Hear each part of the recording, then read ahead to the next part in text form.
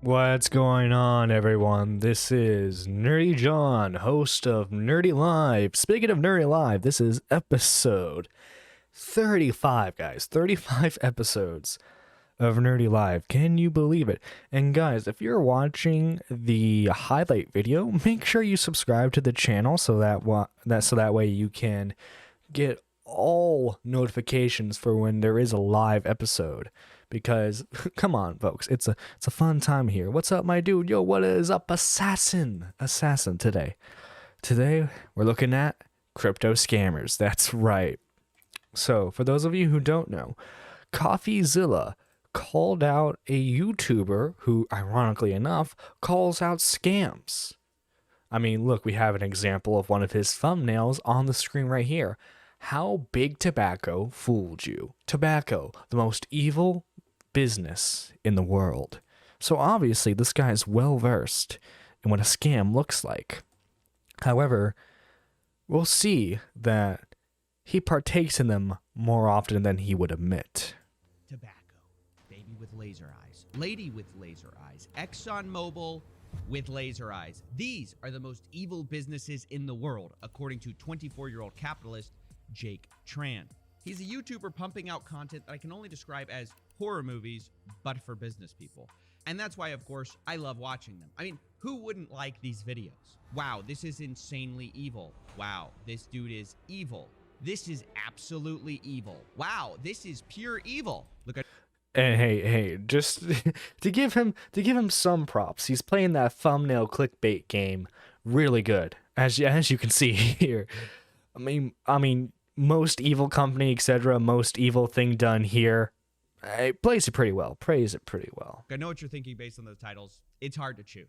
But the reason we're here today is because buried beneath all this talk of evil businesses and evil people, I noticed Jake Tran has his own weird little evil scheme going on, which I first noticed watching one of his videos, and I can't remember which one it was. It was either like, we're all gonna starve, or oh great, we're all gonna die, something like that.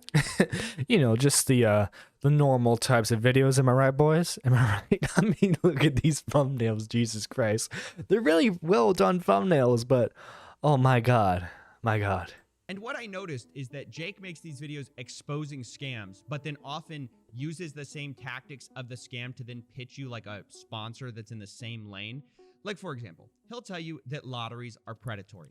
Lotteries. Saw Otzi's video on this guy. This Jake guy calls out scams, but got exposed for taking part of a scam himself. Am I wrong? No, you are not wrong. That's actually what we're going over. We got coffeezilla's video right here, and then we have Otz. I can never pronounce his name right, so apologies. But we're covering his video too, because I mean he calls out a specific scam, and then coffeezilla is a bit more general, a bit more broader with the subject. He covers it a lot more. Hi Douglas, how you doing? Are predatory. They play on our psychology to suck us dry of our hard-earned money. But then in that same video, he'll sell you a quote, no-lose lottery. Play the no-lose lottery by pausing the video and clicking the link below. Man's literally sponsored by the no lose lottery. That's literally a contradiction in of itself, my god. And it's not just that. It seems like he handpicks these sponsors for the videos, because he also said crypto trading bots are a scam and often a way to get people to believe there's a free money machine. Back in the Wolf of Wall Street days, you would just shove penny stocks down people's throats and take a giant commission. A few years back, it might have been selling a stock trading bot or a forex trading bot that supposedly makes you money while you sleep. But today we have something even better, even more tempting: a crypto trading bot. Oh my god, crypto trading bots, let's go. Now, right after learning that crypto trading bots are the new tempting way to get people to give you their money, guess what Jake Tran advertises? And the product itself is actually legit. You can set up your own.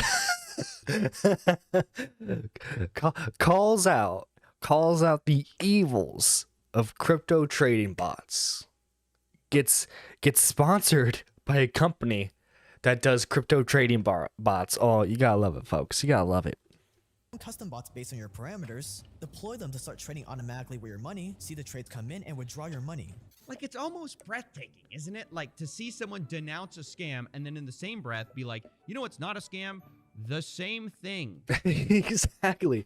Like, Like, I get, you gotta chase the bag, you gotta get that moolah. But did he ever think for a second, just for a singular second, that maybe, just maybe, the audience, wouldn't be down for that? They were like, kinda suspicious, no? Like, yeah. Like, just why? Why did he think he could get away with this? Now, of course, in Jake's defense, he'd say that Pionex, which is the trading bot, is legit because he tried them himself and he made money. I've actually set up what's called their grid trading bot 11 days ago, give it $1,000 to trade with, and I'm already up 3% on it. Nothing crazy, but also pretty good for just 11 days. Now, the only problem with this argument is that Jake says he tried the product, but he messed it up because what he's talking about, making him 3%, that trading bot, actually never traded a single transaction. It says this on his screen. There are 0 transactions in these 11 days he shows. Wait. So he promotes the bot, right? And on top of not using the bot, he doesn't even use the bot. Are you serious? and he shows it right there on screen. It's almost like he wanted to get caught. Was a 3% gain from a trading bot was likely just Bitcoin going up by 3% in 11 days. But it gets so much worse. Our next video I want to show you is called So It's a Ponzi Scheme, but with crypto, where he talks about AfriCrypt. But then at the end of the video, appears to make a sales pitch kind of for a Ponzi scheme. And the hottest niche in crypto right now is flipping NFTs, where people are making life-changing money just from getting on an NFT hype early on, buying and then selling soon after for insane amounts of money. And one way to do it is to look at what crypto whales are buying. Crypto whales are influential people who have a ton of crypto. So if you buy an NFT project, others tend to follow, pushing the price up. The hard part is catching on to these crypto whale hype trains early on, so you're not left holding the bag. Wait a second. I want to make sure I have this right. I'm supposed to be able to make life-changing profits by catching a hype train early, but I have to make sure I'm not the one left holding the bag. It's weird. He kind of like nudges you, like, hey, this is how you make money. This is how you do it. But you can't be the one who's caught with the money. You gotta make sure it's the other guy. You gotta make sure.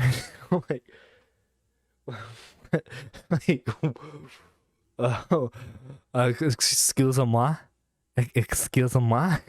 like that's. He does sort of like a weird, like, I'm not telling you to do this, wink, wink, but, if you were to do this, you just have to make sure that you do it the right way. It's like those guys who tell you, I'm not a financial advisor, but if I were a financial advisor, I would tell you to invest in this crypto. This sounds a lot like a Ponzi scheme. So new rule here on CoffeeZilla. Anyone who says the hottest niche in crypto right now is X is evil. They're trying to scam you. I mean, literally, he's promoting basically what he just denounced. It's basically like as soon as you hear someone tell you, hey, this is the hot new thing. This is what the world of NFTs and crypto is going to revolve around. That's a sign that says, do not invest, do not go anywhere near that project because it's not going to be worth it in the long run. Not at all whatsoever. It's so insane. Now, to be fair to Jake, I don't think this NFT project, which was called MetaMonks, ever launched. I think it got scrapped because they didn't build enough hype. Instead, less than a month after it, a new video came out from Jake Tran called The Evil Business of NFTs. And this is where things get even more bizarre. In the weird world of NFTs, there is something sinister going on where criminals are making off with millions with what's called a rug pull. Okay, I'm pretty sure you guys know where this is going. Jake Tran is telling us how evil and profitable NFT rug pulls are. I wonder who the sponsor is. Gee, I wonder what he's going to tell us next, boys and girls. What exactly is Jake Tran going to tell us next? So if people want to get into flipping, like you said, to start out, are there any projects that you're looking into right now that you see potential in?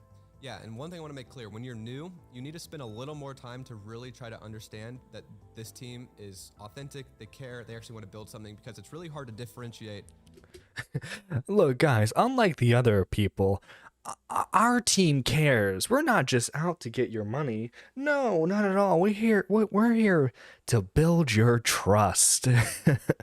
Like, I'm sorry.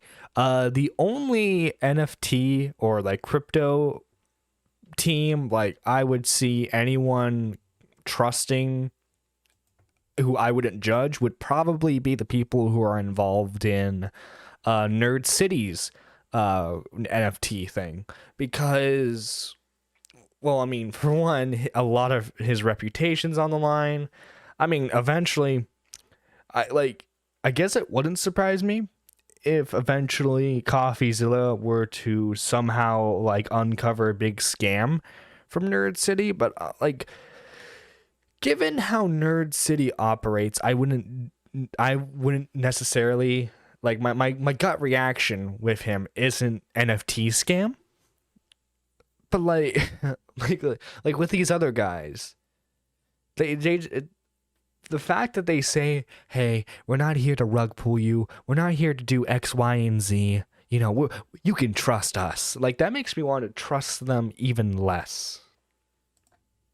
Who is using these buzzwords to manipulate you, and who actually has good intentions and wants to build something for the long run. And so I guess I'll use the project that we're advising for as the example, the Cunning Wolf Society. I love the shamelessness. The guy you're hearing from right now, by the way, is Brett. He's the expert in rug pulls, supposedly teaching us how to avoid scams. And at the end of this video, he's like, yeah, you gotta be careful because people will just say anything to take your money. You never they'll say anything. Oh, buy our NFTs. know who to trust. Oh, by the way, buy our NFT project, the Cunning Wolves Society. You could not have picked a less trustworthy name. You might as well have named it the Sneaky Snakes or Rug Pull Rabbits. I mean, who buys into projects like... By the way, these like I know this is a hot take when it comes to a lot of NFTs, but this NFT just looks like garbage. Like, look at these. These don't look good. These, in my opinion, they don't look good. I wouldn't pay crypto for this. Like this. Like, hey, we're the Cunning Wolves. Our defining traits are that we're devious and predatory. Now, surprisingly, unlike the last time, which didn't really work out for Jake, this time, the project that they're supposedly advising on sold very well, over $1 million. And there's a lot to this because they ended up using a lot of the same tactics they describe as red flags earlier in the video to sell this project. And now that investors are down 80... Like, I don't know. I think the worst thing that you can be for your audience on YouTube, I mean, besides like a genuinely bad person, of course, like, I think in terms of like I understand we're all hypocrites to some degree later down the road, right? But this isn't like he changed his opinion a few months later, right? This is him in the same exact video telling you what companies do to try and pull scams. And then he does the same exact tactics to do scams himself. So like the worst thing he can be in this instance is a hypocrite, because like now his audience, who my guess by the similarity in content probably watch a lot of coffeezilla. So, I mean, it wouldn't surprise me if Jake Tran ends up losing some followers from this, or like at least loses a huge chunk of his credibility from trying to push scams like this. It's insane. 80%, you have to wonder who's left holding the bag. But probably my favorite part of this whole thing comes right at the end. Because like I said earlier, Brett and Jake are trying to push this idea of like flipping NFTs in the form of this Cunning Wolf Society. But in this exact video, Brett, the rug pull expert, tells us that the real money isn't even in flipping NFTs. It's in selling to the people who are flipping NFTs. I'm making a lot of money flipping NFTs. You realize, oh my God, the project that I'm buying these NFTs from are making 5% of every single transaction. So like that's where the real money's at. Wait. You just told us to flip your NFT and then told us that the real money isn't in flipping NFTs, it's in transaction fees? Which, by the way, what are the transaction fees for the Cunning Wolf Society? Let's just scroll down this page real quick. Oh, it's 5%. Right. Of course it is. Isn't it amazing that they like tell you how it works and then do the exact thing? I mean, it's so shameless that it almost pisses me off. Like, Jake Tran actually makes pretty good content when he's not selling these get-rich-quick schemes. So I felt like it needed to be called out. And I also feel like you, the audience, need to be aware that just because someone is calling out scams doesn't instantly make them trustworthy. Yeah, and you know that's actually a really good point. And I guess this is the same with like commentary YouTubers as well.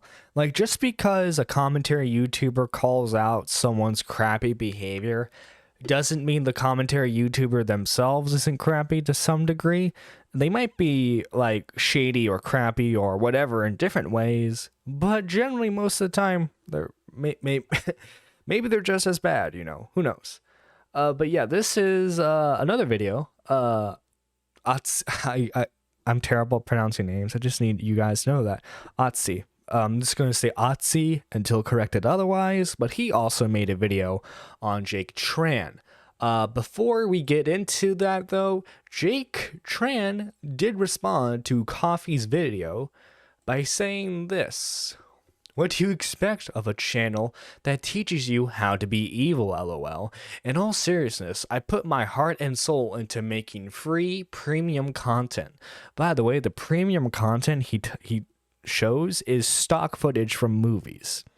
That's all his B-roll is. It's like stock footage from movies. Occasionally he'll show the thing he's talking about. But yeah, like I don't know. I don't know why. Like, this is just a fluff piece right here. Every sponsor on this channel helps fund this channel so we can keep upping the quality and quantity. You're not going to fit right for every sponsor on this channel, and that's okay. If you don't like the sponsors, skip the ads. Don't buy from them or unsubscribe from the channel.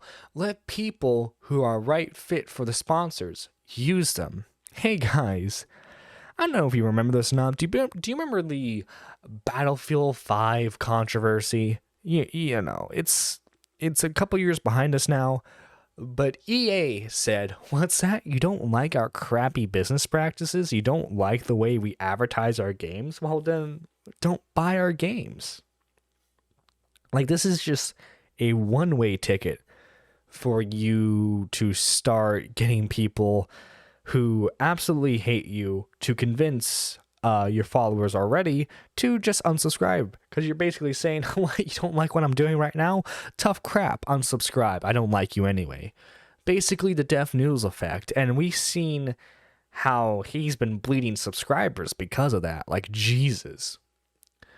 But I generally love and appreciate all my sponsors because they allow me to do all of this for you guys. And most importantly, I love all of you more than you could ever realize. You've all changed my life in every way possible. Lots of cool stuff coming as usual. We're gonna push forward as usual. I have nothing to apologize for. Ay, caramba. Folks, he's gonna regret that one of these days. He's gonna regret that. My God. Plain and simple. He's gonna regret that. Like, why? But yeah, we have this video by Otzi. We do have another CoffeeZilla video that's basically a sequel to this. Here it is right here. Becoming the Villain. To sell NFTs. That's the new YouTuber life cycle. And today we get the rare chance to see the final form of the greedy influencer. That's right, the legendary Doublest Downus. I'm of course talking about Jake Tran's recent response. Jake Tran is a YouTuber who spent years exposing evil business. On one hand, it's so shameless it's funny. On the other hand, it's very gross. Now, soon after this video came out, Jake got backlash from his community, and he finally... What did I tell you? Of course, like, because, again, given their similarities in terms of content, people who watch Jake Tran and CoffeeZilla are going to watch CoffeeZilla's video and go, hey, dude, what the heck? Why are you doing this? You know? But yeah. Here we have the Otzi video. Now, the reason why I wanted to cover this one as well is because he actually talks about an entirely different scam that Jake was promoting. So let's take a look at it. This has been a highly requested topic here, and I'm honestly kind of confused because this is a guy that I used to watch quite a bit, but the creator who has recently become under fire is Jake Tran. Jake Tran has become somewhat famous for talking about shady business and various financial crimes. And the guy runs a very successful channel on YouTube, which is why this confuses me to begin with. Like, why would he risk his... Yeah, this is what confuses me too. Like, he's a million sub channel. I'm sure he's gotten the offers from your regulars like Dollar Shave Club, NordVPN, Raid Shadow Legends, and like,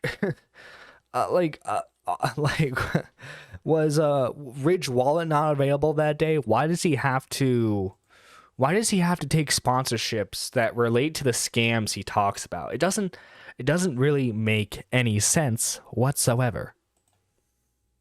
his brand for this. Because about a week ago, the YouTuber coffeezilla called out Jake Tran for promoting some shady business practices. In the same video, he was calling out the same type of shady business practice. Like, it just didn't make sense. An example Coffee used was Jake Tran made a video about, I guess, the shady business practices of the NFT projects. And in this same video, he promoted a questionable NFT project. In the weird world of NFTs, there is something sinister going A lot of money flipping in every hunting wolf spawn, and they're always Practices. So why would he do anything that could jeopardize that? I don't know, betraying the trust of your audience for a quick bag just doesn't sound like a good idea to me.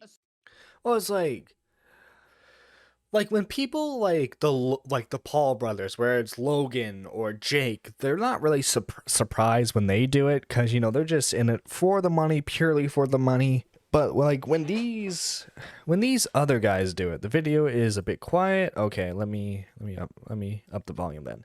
But like when these other guys do it, especially for the like imagine if like Muda, like, you know, Muda has always talked about how he hates Raid Shadow Legends, right?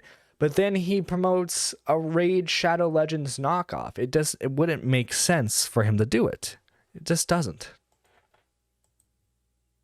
Especially when this dude is in the position to promote legitimate companies and legitimate brand deals. He's done plenty of legitimate brand deals. Because it's not like channels that average hundreds of thousands of views a video are struggling to find brand deals. So I started digging onto Jake's channel to see if there was more examples of this that Coffee didn't cover in his video. And I found another video of Jake's where he promotes this questionable cryptocurrency music platform. In the same video, he's talking about a cryptocurrency scam. In quote, he says, sounds confusing? That's because BitConnect wanted people to just barely understand what they were putting their money into. They wanted to attract people who didn't know that much about cryptocurrency. So if you're feeling confused, you would have been BitConnect's ideal investor. and then he just follows that by shilling this. TuneFM is the Web3 of Spotify that's actually live and working, meaning that you can click the link below, sign up, and start listening to music right now, just like you would for Spotify. It already has artists like Beyonce on there, and basically when the music gets played, the artist gets paid immediately for every second of streaming. And it's much more than what an artist can earn on Spotify. And look, I don't know. I don't think he does a really good job of advertising the sponsor right here. Okay, so the already millionaire singer gets paid more from me listening to their song on this platform. Okay, well, like, why should I care? This is purely to relate to the crypto nuts. Like, this is like, oh, you see, this is a decentralized music platform. Like, I don't know. Like, most people just like either tolerate using like YouTube Music, or they just use Spotify. Like, why should anyone choose this who isn't into crypto? Like, you're not gonna sign up for this unless you're into crypto. Like upwards of 10x more. The reason this is possible is because it's run on their native jam token, which is based on something called Hedera Hashgraph, and not something like Ethereum that is inherently built to fail because it can't scale with the slow transaction times and fees. Okay, valid criticism of Ethereum, but that doesn't make the other product good. I could probably go on like a 10-minute tangent on why Hedera Hashgraph is not decentralized. I feel like it's kind of like saying that Walmart is a family business. While that's kind of true, not really. But that's not what we're talking about in this video. We're talking about Jake Tran shilling a a service that has this weird cryptocurrency token that's built on Hedera Hashgraph called Jam Token, which I have even more problems with. So for you to give up your email and information, they're essentially giving you 100 Jam Tokens, which probably doesn't say anything to you. So let's see how much that is. 100 Jam Tokens is currently 4 cents. Then in Oh, wow. Wow, really got to get into the ground floor on that one, guys. Am I right? You don't want that one to pass you up. Come on. I mean, we all know that the next crypto millionaires are going to be from Jam Token of all things, right?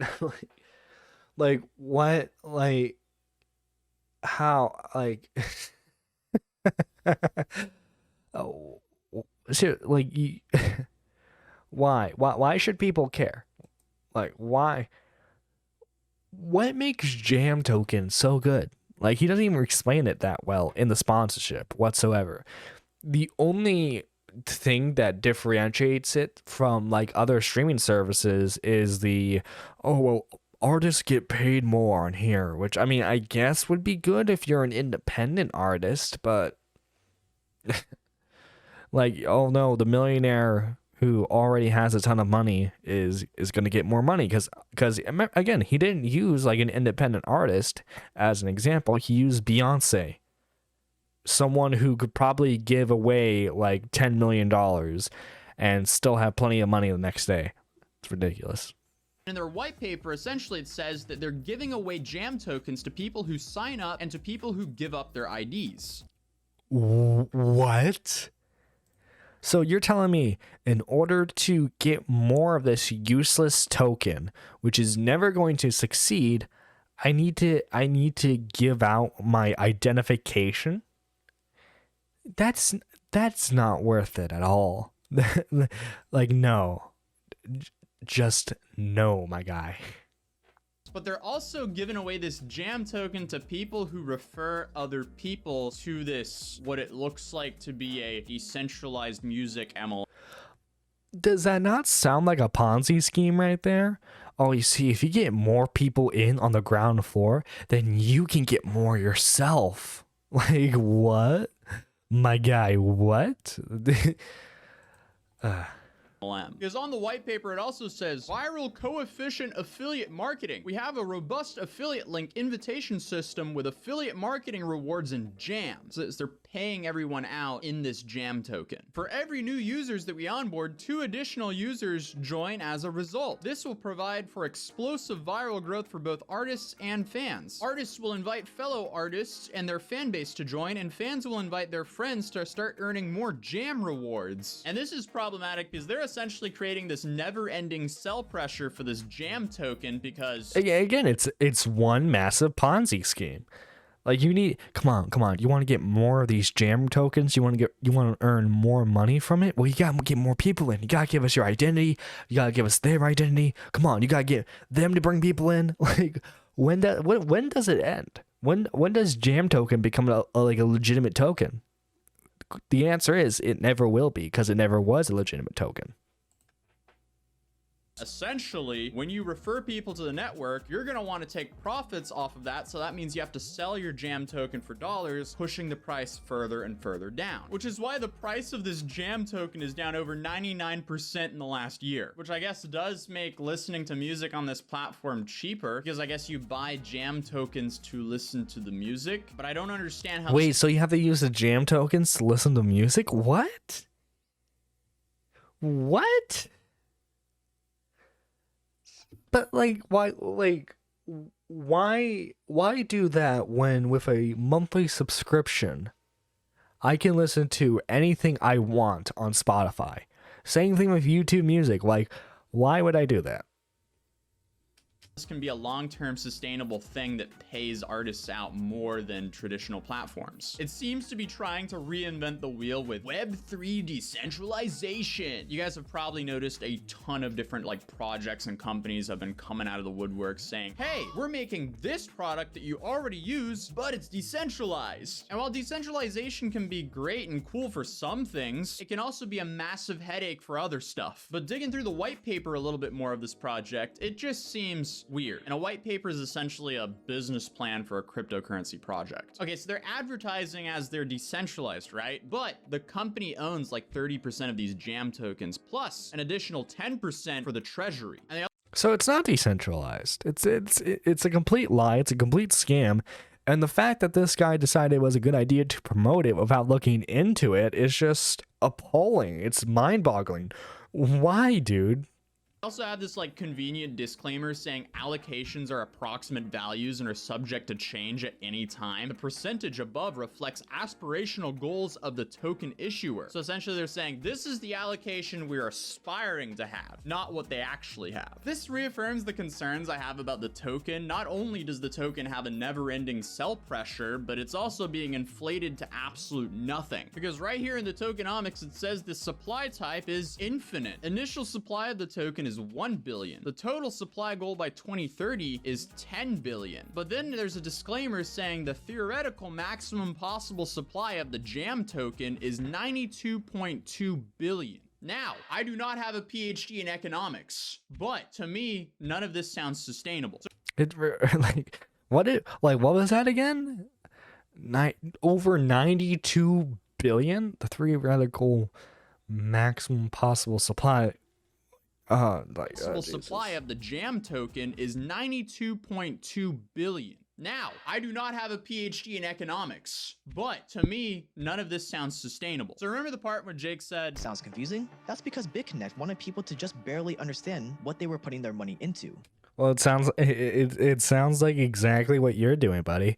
It sounds like you're trying to like spin this as like a new cutting edge like music platform, when in reality it's just a way for people to get your information, which is very concerning to me. Like, why does a crypto team need my identification? Why do they need my government identification? It doesn't make sense.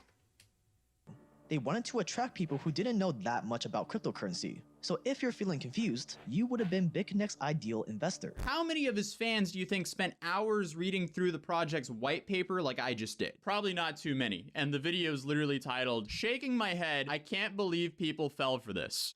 Yet he promotes something that's not the easiest thing to understand. Like I hinted at earlier, it looks a lot like an MLM to me. And if you go to the most listened songs on the site, I mean, I'm not trying to like diss Who are these guys and what is this format? Jesus. these artists, or no offense to these artists, but I don't think there's anything the average person here would recognize. To me, Didn't he say there was Beyonce on there? Was that like a complete lie? Are there no like mainstream artists on that platform? Because like that's the whole thing why you get on a streaming service, like particularly like a music streaming service, because oh, what's that? The new Drake album just dropped on Spotify. Better go listen to it. Like, oh Jesus. listening to music on YouTube sounds like a whole lot better of a deal. So again, why is Jake Tran risking his entire image promoting questionable services to make a quick buck, especially when he's already getting reputable good brand deals? Well, he did respond to CoffeeZilla's video with this. What did you expect out of a channel that teaches you how to be evil, lol? This man's probably in Andrew Tate's Hustler University. I can see it right now. Yeah, he promotes it all. I can totally see it. I could see him promoting the Hustlers Universities 2.0. Outsourcing the rest of the video. But I'm not here to criticize how he runs his channel. I'm criticizing what he's promoting on his channel. You're not going to be the right fit for every sponsor on this channel, and that's okay. So if you don't like the sponsors, skip the ads. Seeing it from this aspect, or in hindsight, it's probably not the best thing to promote on these videos. And then maybe something around the lines of, I'll be more careful with what I promote in the future. But instead, he doubles down. He's a personality channel giving a very corporate response because he kind of is going corporate because he wants to scale it as much as possible. And because of that response, like I do kind of wonder, how much more are these questionable sponsors paying than an average sponsor like Audible or Squarespace? But That is a good question. Like, cause like something tells me, like the size of his channel, he's a 1 million subscriber channel with millions upon millions of views on his channel. So like, I would assume that the big guys, as you know, I've already stated before in this Raid Shadow Legends, NordVPN, what's that mattress company that gets sponsored by like Wang and all of them? But you know what I'm saying? Like there are tons and tons of legitimate sponsors that hundreds, heck, maybe even thousands of YouTubers have already used. So why are you going for like these obscure ones that no one's ever heard of before? It has to be that they're paying at least like twice, maybe 3 times the amount that most sponsors do. Now, keep in mind, my channel is not monetized. I am nowhere near the size to get sponsorships. So I don't know the general going, like, I don't know what really goes on when someone is trying to get sponsorship, right? I do know that it's like, hey, this is my offer. This is what I want from the deal. But like that's the only way I could like rationalize it, is like they must be paying like an obscure amount. But hey, let's finish the rest of this video. But I guess we can only speculate on that. If you want to hear some of the other stuff he promoted, I'll be linking Coffeezilla's 2 videos in the description down below. Oh yeah, we already finished that there. But yeah, guys, that's pretty much it. Like I said, this was going to be a short stream. There wasn't really anything going on, and this was a topic that I really wanted to like share my opinion on. And yeah, let me get the outro music going. Thank you guys for watching. This is Nerdy John, signing out.